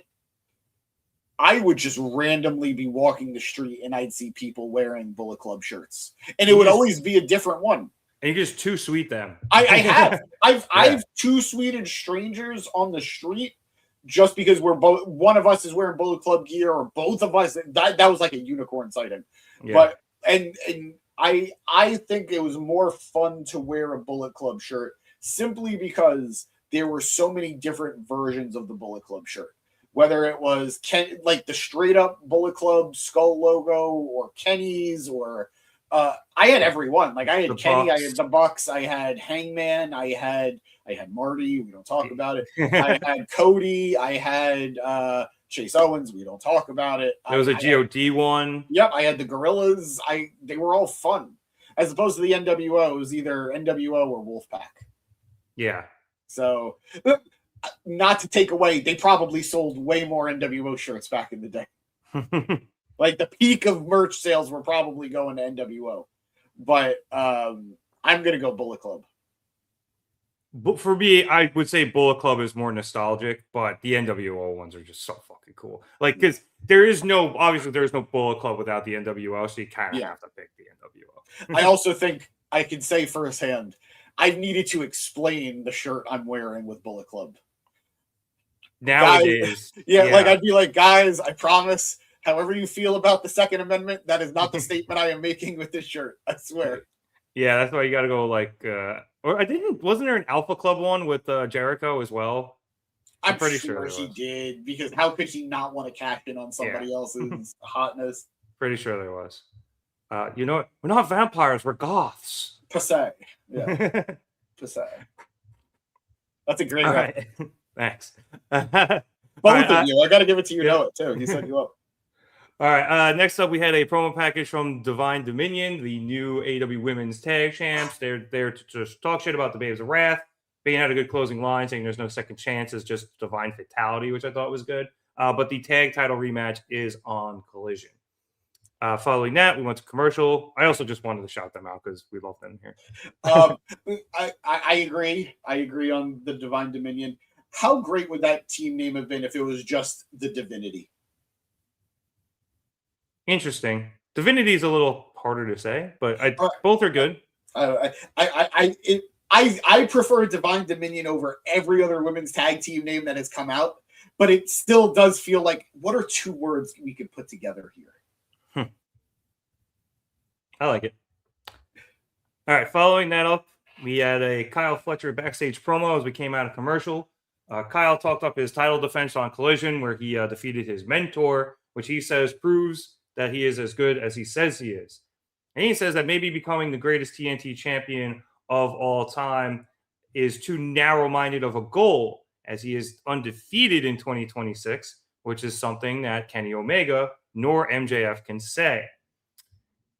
He also says that he is not a fan of the business arrangement that the family has with MJF, as he thinks they should be fighting him to take the AEW title back to the family, and he thinks he is the one to do it. He then turns his attention to another piece of business he has to take care of, and he brings in my man, Konosuke Takeshita. And Kyle tells Takeshita that he knows that Takeshita isn't a fan of Okada or Proto-Okada, but he doesn't want anything to get in the way of what they have. And Takeshita says nothing can ever come between them and what they have, especially not Okada. And besides, Proto-Shida came first, and then the two hug it out, which warmed my heart. It's gonna make the split hurt even more. Yeah, I know. I'm getting convinced that Fletcher is gonna turn on Takeshita, and I don't want it, but it's gonna sting like a son of a bitch. Well, we'll talk about the Don stuff in a bit, but I thank you. Yeah, there's a lot of moving pieces there because there's a lot of people. Yep. All right, next up, we had our AEW Women's World Championship match. Not happy it was in the time slot of death, but whatever.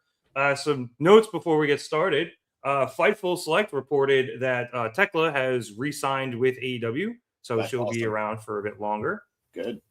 And then in terms of kayfabe stuff, we saw a much more, let's say, angry and even violent Mina in this match following the attack of Timeless Toni Storm. Something commentary brought up. They said that she's been like this ever since last week. I love it. So let's address something really quickly. I'm sure you've seen the reports. We got to talk about it. I've seen the rumors. Well, there is a report about one aspect and then the rumors as to why. But the report is Toni Storm is going to be missing a significant amount of time on TV, or at the very least in the ring. Yes. For AEW. At least through the end of the year. Yeah. Now, I don't want to speculate because it's none of our business until we're told, but we don't know. The thing we heard was it was not injury related. Yeah. That's what we heard. So, all that said, Toni Storm, very likely not going to be an AEW figure for the foreseeable future. Which is both, I think, a good and a bad thing. Because obviously it's bad because Toni is one of, if not the top women on the roster. But her absence does allow other people to rise and and take her spot. And then you get a really, good, matchup when she eventually returns. I also think you have the reality that I don't think Toni's act was getting old, but distance makes the heart grow fonder. Yeah, And shit, I kind of want to see Jericho again. Like, it works. let's all relax for a goddamn second, okay? Kinda. We talk about Alpha versus Omega for a second, and you get nostalgic. I miss him a little. But I do too. But regardless, her being gone, there's some blessings that could come from this. Beyond that, focusing on right here, right now, Mina Shirakawa is probably going to get a reboot. She got a big win last week. Was it last week or 2 weeks ago? Oh, no, she beat Marina last week. Yeah. Yes, it was last week. You hit her at the champagne bottle. Yeah. So that's already her first major win in God knows how long. And while I didn't expect her to win this match, she got an AEW Women's World Title match.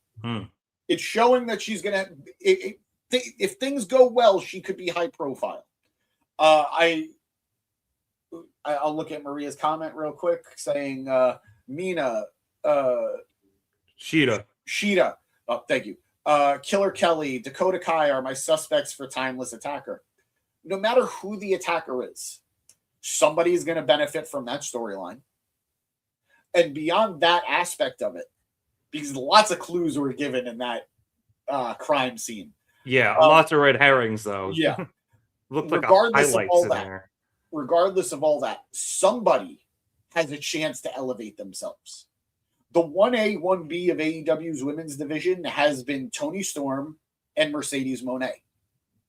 This creates an opportunity for Mercedes to really make a play at being a babyface. And other people to get spotlight shined. Not that I feel like Toni was hogging anything. She was creating opportunities for people. Like she created opportunities for Marina. But regardless, somebody could step up here. And that's a really exciting notion.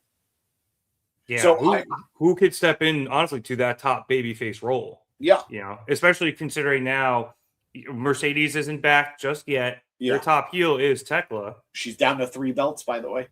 Ooh, uh-oh. Yep, she's coming. All that said, yes, like you said, Tekla's your top heel. Mercedes is coming back. That's for you, Maria. She's coming back. I'm excited for what this means for the women's division. I obviously wish Toni, whatever it is, like we'll say the P word. There's a lot of speculation she's pregnant. I don't want to put that out there because we don't know. But whatever it is, we obviously hope everything goes very well for her. We hope she comes back as soon as she's capable and as soon as she's able. But in this time that she's gone, AEW really needs to make sure we don't go back to one women's segment a week. Yeah. I don't want that. And we got 3, but the Divine Dominion thing was like right before this match. Yeah. I still counted as separate. Yep. And you had the Fletcher thing in the middle as well. And then you had Marina in the match earlier. And the trios. So we got a good distribution of women throughout the night. Could be a little bit better, but we got a good distribution of women throughout the night. And I'm hoping that maintains. Yeah.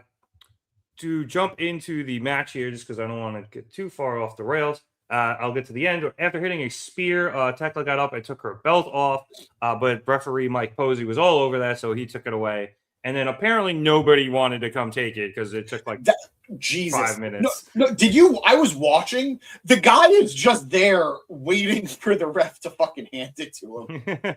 I was flabbergasted. Well, I understood.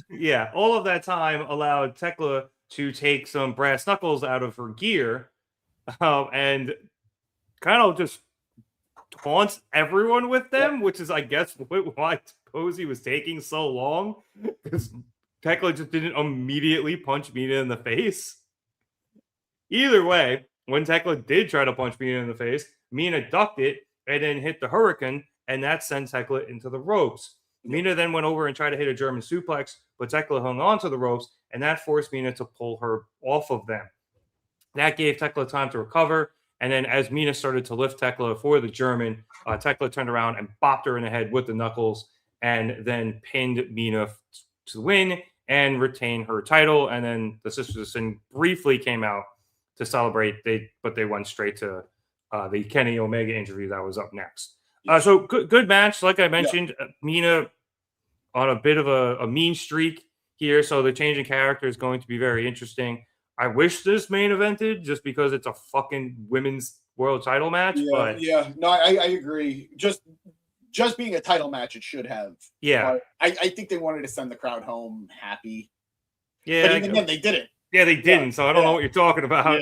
Yeah. No, as I was saying, I was like, doesn't really. I guess the angle is bigger. Like the angle at the end is technically bigger, but I agree with you. A world title match should be the end, or it should be the main event.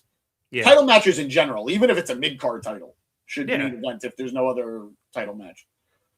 Or, if I know it ended up playing out where Kenny was the through thread throughout this episode, but like I think we all thought that was going to be the main event of the show, and then it didn't. Yeah. So then I was just like, oh, okay, that's easy. It's the women's match. And then they were like, no, it's Darby and Roosh. And I was like, why the fuck are they even having a match together? Yep. A. B, why is it no count out? And C, why is it the main event? Okay, sure, fine. That's the main event. I don't know. It annoyed me. But no, I get it. It was a good match. I enjoyed it. I just wish it was in a different spot. A couple more comments here on this whole Tony Storm situation. I like it's in here. They should do a Who Shot JR thing with Tony. That would be funny. And I wouldn't be surprised if they slightly set it up with, as you mentioned, all of the different quote unquote clues that were in the room. By the way, for all of our younger viewers, this is a Dallas reference. Yeah, that's Who Shot JR might be one of those things that transcends. Like, I never watched Dallas. I know, but you know it, yeah. I also know it was a dream sequence and thing in Newhart, in Bob Newhart. No, that was. I thought that was Dallas. What, where the finale is like it's a dream to another show? No, there was I think it was a season of Dallas where people got killed off, and then the dude woke up. Yeah. It was like I had a crazy dream, and it was that whole season. That is true. That is true too. Because they did it for an episode of Family Guy. Yeah, and I had to look it up. So I'm pretty sure everyone knows what that is. But either way, good call. They should definitely do that. That would be fun. Fernando is very upset with Juice. Allegedly. Let's see. Fernando saying this reminds me of who ran down Stone Cold. Honestly, yes, that's where my brain went to as well for just the wrestling aspect of it. Yeah, just nail the finish better than Rikishi. Yep. So the dream, the Who Shot JR was the dream. Okay, I think it was how they got out of it in the long run. Yeah, I was right, as is tradition. Okay. After we had that title match, we had the Kenny backstage interview, like I mentioned. Then we came back for commercial with a backstage promo from the band. Ricochet began by apologizing to his band's teammates. That was meta as fuck, right? Ricochet apologizing on air. Oh, yeah. But it wasn't to everyone. It was just to his teammates. But it felt very on the nose. Oh, yeah. I forgot about that whole thing he had on Twitter. I only tangentially saw it. Oh, it was bad. He was wrong. I like Ricochet. He was wrong for that. Yeah. Anyway, he said that last time everyone saw him, he lost his temper a little bit, and then apologized to Toliona and Bishop Khan for losing his cool. But he felt he was justified in doing so because he was forced to defend his national championship in a 21-man battle royal, and then he watched as Jack Perry walked out with it when he was never pinned or submitted to lose the title. And now he's got to watch as Kenny Omega wins just one match, and he gets a shot at the world championship. He's sick and tired of people like Kenny and other nobodies getting opportunities he deserves. So I didn't even pick up on that whole meta apology thing. Yeah. It felt very intentional. Oh, it definitely was. Yeah. All right, and that leads us to the aforementioned main event, which is Darby Allin versus Roosh. For some reason, it was no countouts. Cool. This started with the fuck ice chants. Or it didn't start. They had it right before commercial. I wonder if that's why Tony cut. Probably not. But something I noticed, and I don't want to dwell too much on it. They didn't have one all night, considering they were in St. Paul. And I have to imagine it was because they were waiting for Brody King. Yeah. and he didn't come out, and they were probably went, shit, it's the main event. We got to get this off sooner. It's not going to be on TV. Yep. No, I agree. Good for them. Anyway, see, Darby got opened up in the commercial break, which is, of note. He had the coffin match last week. He had the big Band-Aid on his head, so more blood. And then the end of the match, which came kind of quickly. Yeah. So Roosh has Darby down in the corner, and he's just kicking his head in. And then he goes to the other side of the ring and sets up for the horns. And then Roosh rushes in. Darby dodges it, and Roosh, takes a flat back. And then Darby grabs his leg, and eventually, I don't know if he was trying to go for Last Supper and screwed it up, but either way, Darby eventually gets in a jackknife cover, and he pins Roosh. Yep. Very much out of nowhere. Very abrupt. Very abrupt. Yeah, which was a quick end to a very hard-hitting match. Before we jump into the end stuff here. I went into this thinking, wow, Darby has done some really daring, death-defying shit, but I don't think he's done anything as dangerous as wrestling Roosh. The man is stiff. Yes. The man hits hard. Well, Darby damn near killed himself on that tope. Yeah, the tope was rough. The Into drop the kick announce looked like desk? it hurt more. Yeah. There was no cushion on that landing. And then I don't know if he was being Roosh or this was part of it. He no-sold that dropkick through the chair. My God. I think about Roosh quite a bit in the wrestling landscape. He has so many tools to be a much bigger player than he is. But he seems like the type of guy who gets in his own way. Yeah, I can see that. Because I like him in the ring a lot. Yeah. Outside of maybe the no-selling stuff. But sometimes it works, sometimes it doesn't. Yeah. I don't know. I thought this was I thought this was a fun match. For as quick as it was. I like when Darby does wrestling outside of just coffin matches or hardcore matches because he's very good at it. Yeah. He is very good at it. But he just recently did an interview. I think it was either with SRS or it was CVV. He had a CVV one fairly recently. Yeah, it was probably CVV where he mentioned, this is going to trigger, how he gets compared to Spike Dudley quite a bit because of their size, because of the beatings they take. And he says, nothing against Spike, but I don't see it because I think I'm way more of a wrestler's wrestler than Spike ever was. Yeah. And but he says, but I also know people don't want to see me do that. They want to see me do the hardcore stuff. They want to see me have the ladder matches, the coffin matches, the hardcore matches. And he's right. I do want to see him do that stuff, but I don't need it to be every week. I am cool with him just having matches like he just had with Roosh. So hopefully there's a balance that we could kind of find there. But fun matchup.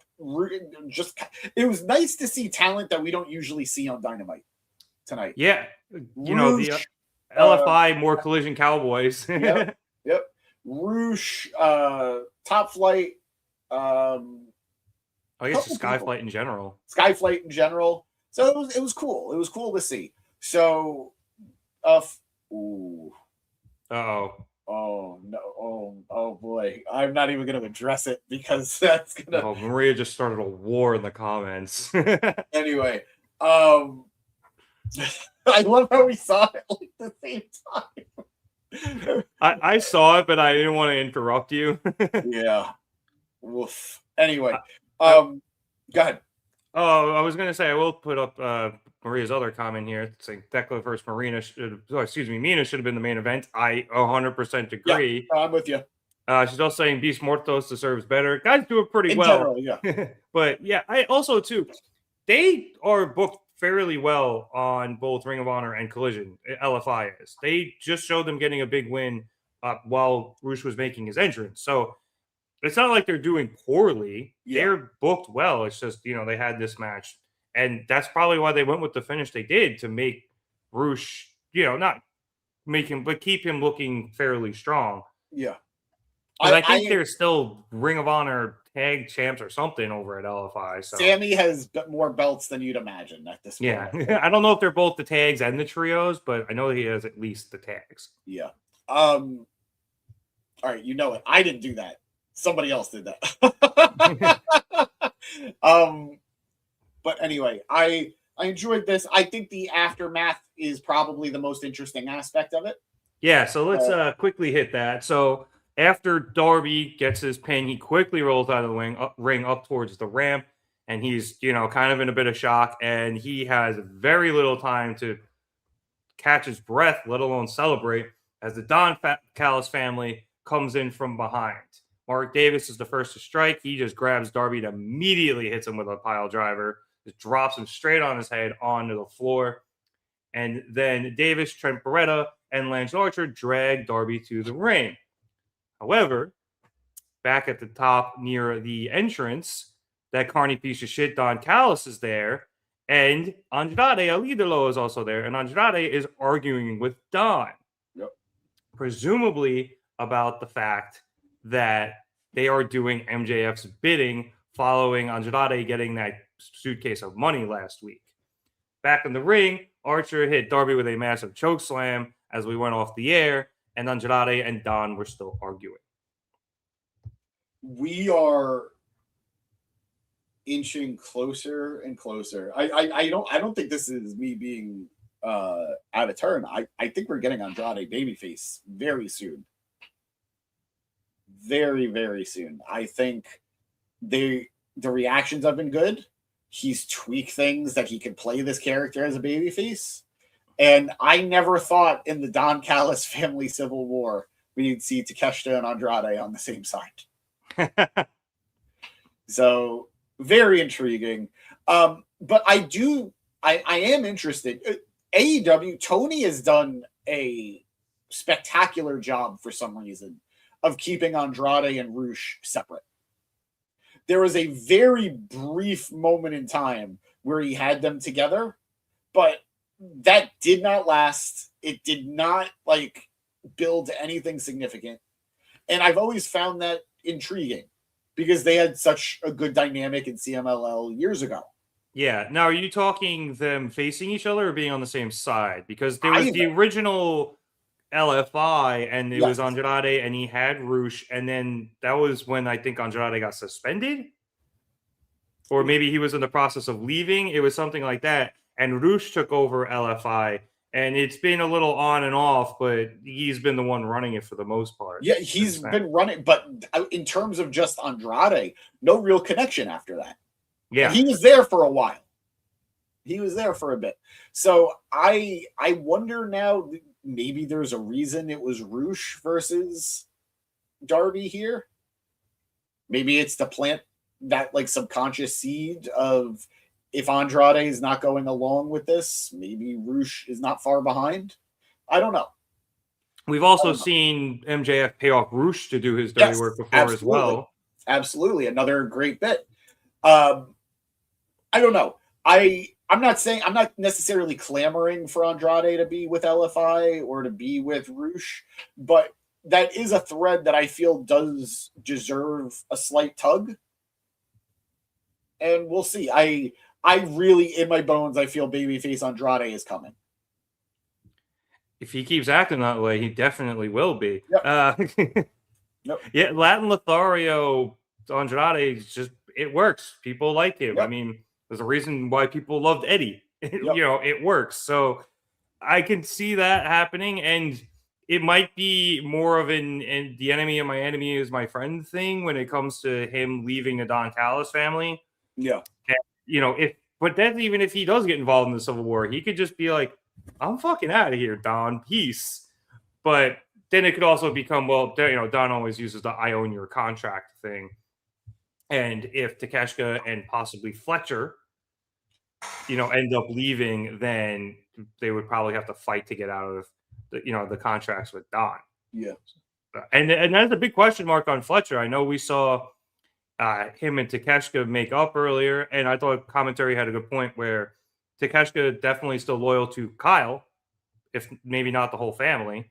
So you have that dynamic. Yep. There's, like I mentioned before, a lot of moving parts here. They really got to start. They really got to start pulling the trigger on whatever is going to be happening with the Don Callis family. Tony loves playing with his chess pieces. He very rarely likes to push things towards, into check, let alone mate. Yep. But it's entertaining, and it leads to a lot of speculation, and it gives us stuff to talk about, which which we need. But at a certain point, you gotta pull trigger. Yep. And we'll see when that is. I think it should be soon. Asking, why did Darby and Spike get compared? Is it that they just both or they both get destroyed by bigger dudes? Yeah, that's pretty much it. Just they're death-defying stunts and stuff like that. But as mentioned, Darby is a better wrestler technically than Spike was. As good as Spike was, and as entertaining as That's Spike hurtful. was. Spike, no, Danhausen's Danhausen. I don't think you can really compare Danhausen to many people. I also I liked Spike back in the day. Yeah, no, Spike was entertaining as hell. Yeah. And so is Darby. It's just that, like you said, Darby had to go out and have a 5-star technical classic. He could. I don't know if Spike could do that, but that wasn't Spike's job. Yeah. And he knew that. And he was damn good at what he did. That he was.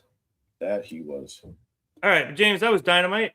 Interesting episode. I think it was a bit better than last week. Last week was a little slow, I think, coming out of the gates following Revolution. This picked it back up. Obviously, the main thing here being Kenny Omega getting that win and now facing off against MJF. But we had a lot of other fun stuff here as well. I'm eating good. I'm eating good. Yeah, this was a very James-centric episode. I got Kenny. I got more Kenny. I got more Kenny. You got a third Kenny. More Kenny. I got Mina. Good night. Good Speedball. Night. Yeah. Speedball. One thing I got to say, just because we kind of glossed over it a little bit at the end with Darby, that Mark Davis pile driver, my God, it is a thing to behold. I watched it back too, and it wasn't even the one where he pulls you up and drops you. It was just as normal. He grabbed Darby and dropped him. But either way, his pile drivers are nasty. Yep. He puts a lot of force when he is going down. Yep.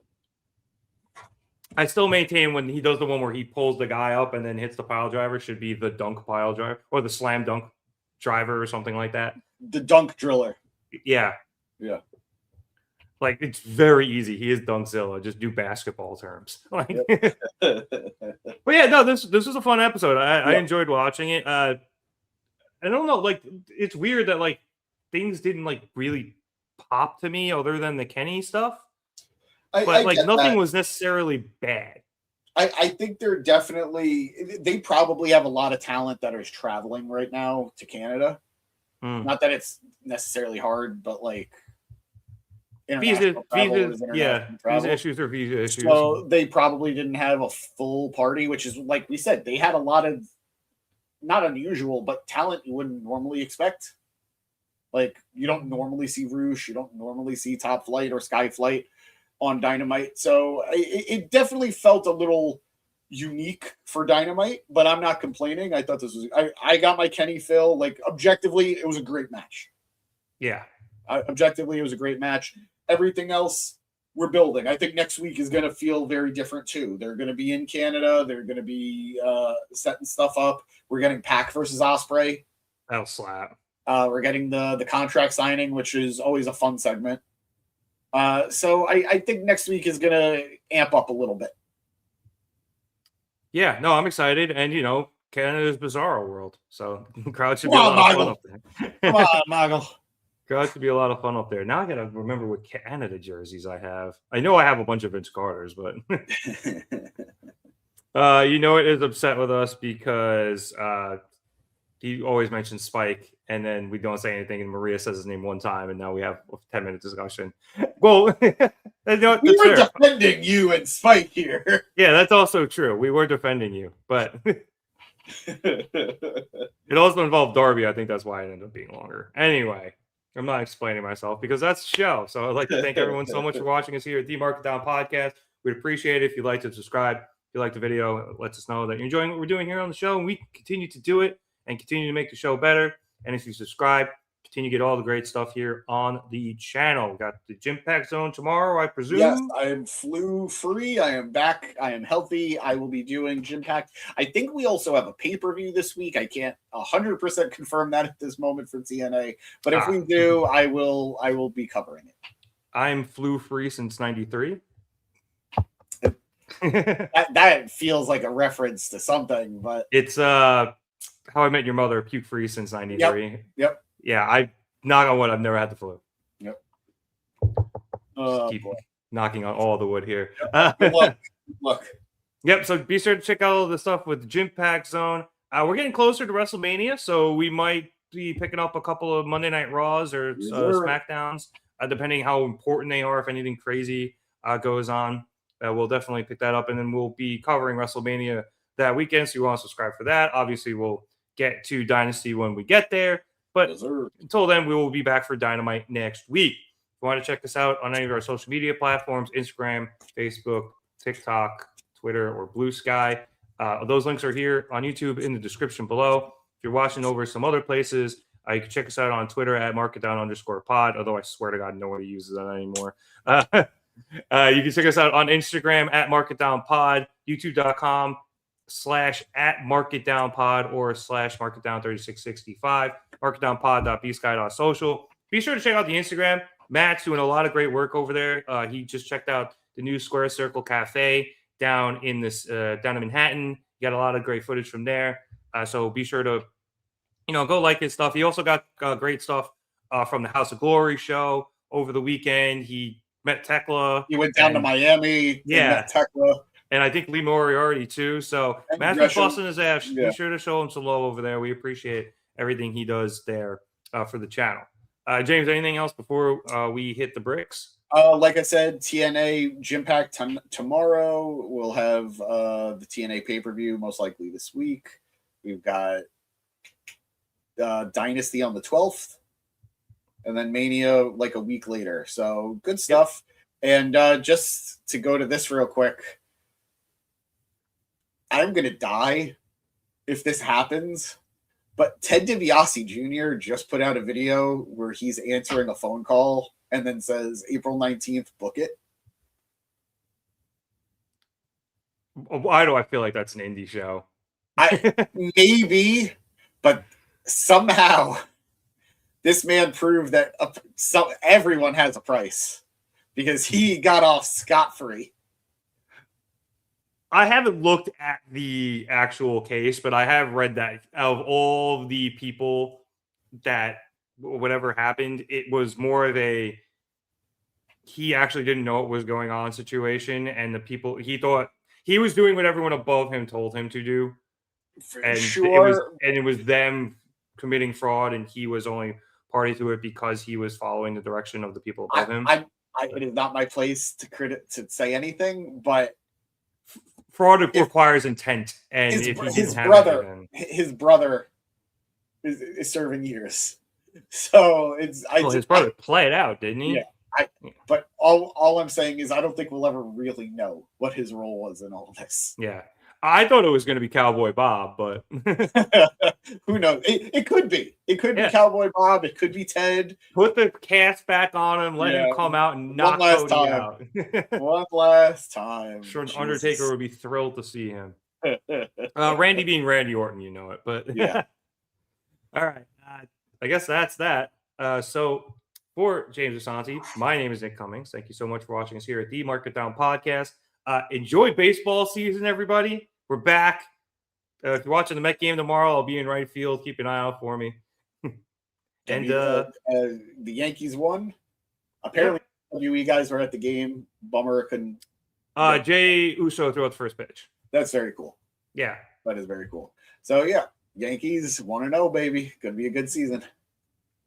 Well, good luck to you guys. And hey, thank you. Go Minnesota Aurora, Mod Squad. Minnesota.